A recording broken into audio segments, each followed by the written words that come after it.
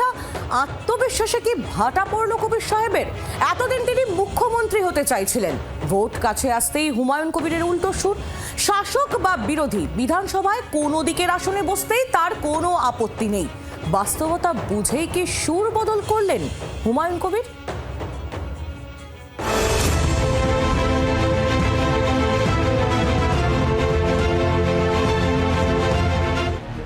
এতদিন মুখ্যমন্ত্রী হবার স্বপ্ন দেখছিলেন, জোর গলায় বলছিলেন আগামী দিনে তার সমর্থন ছাড়া সরকার গড়া সম্ভব নয়।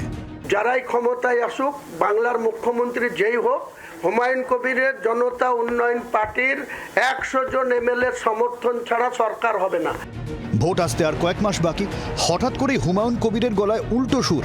এতদিন যিনি সরকার গড়ার স্বপ্ন দেখছিলেন, তারই এখন বিধানসভায় বিরোধী আসনে বসতে আপত্তি নেই। সরকার গড়া নিয়ে আত্মবিশ্বাসে কি ভাটা পড়ল কবির সাহেবের? 18তম বিধানসভার কাউন্টিংয়ের দিনে জানতে পারবেন যে আমরা কতজন নিয়ে আসছি, আর আমাদের অপোজিশনে বসবো না শাসকে বসবো, তখন সময় কথা বলবে। তো সিট চেঞ্জ হবে কি? সেটা হলে কিছু আপত্তির কি আছে? সিট তো আমাকে দিতে হবে। আমি যে সিটে ছিলাম সেই সিট থেকে চেঞ্জ হলে সেখানে গিয়ে বসবো। তবে নিজের জেলা মুর্শিদাবাদের ফলাফল নিয়ে এখনো আত্মবিশ্বাসী জনতা উন্নয়ন পার্টির চেয়ারম্যান। আজকে যারা বিধায়ক হিসাবে মুর্শিদাবাদ জেলার লাস্ট সেশনে অ্যাটেন্ড করছে, তাদের মধ্যে কমসে কম 15 জন বিধায়ক আর এখানে বিধায়ক হিসাবে ঢুকতে পারবে না। নতুন মুখ 15 জন যে ইউপি পার্টির প্রতীকে নির্বাচিত হয়ে এই বিধানসভায় আসবে।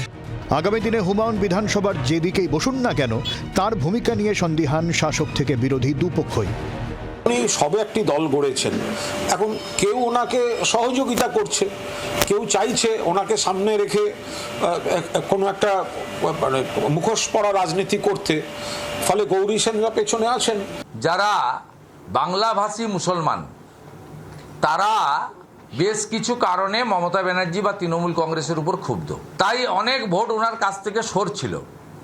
সেই ভোটটা যাতে বিজেপিতে না চলে যায়, সেই কারণে হুমায়ুন কবিরকে দিয়ে ধর্মীয় জিগির তুলে অ্যান্টি তৃণমূল মুসলিম ভোটকে ধরে রাখতে চান।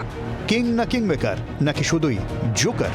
রাজনীতির তাসের গোছায় শেষমেশ হুমায়ুন কি ভূমিকা নেবেন তার সময় এলেই জানা যাবে। তার আগে পর্যন্ত নরমে গরমে খবরে থাকাই হুমায়ুনের কাছে চ্যালেঞ্জ। ক্যামেরায় কমলের সঙ্গে শ্রেয়সীর রিপোর্ট, জি 24 ঘন্টা। বাংলার আওয়াজ, বাঙালির আবেগ, জি 24 ঘন্টা।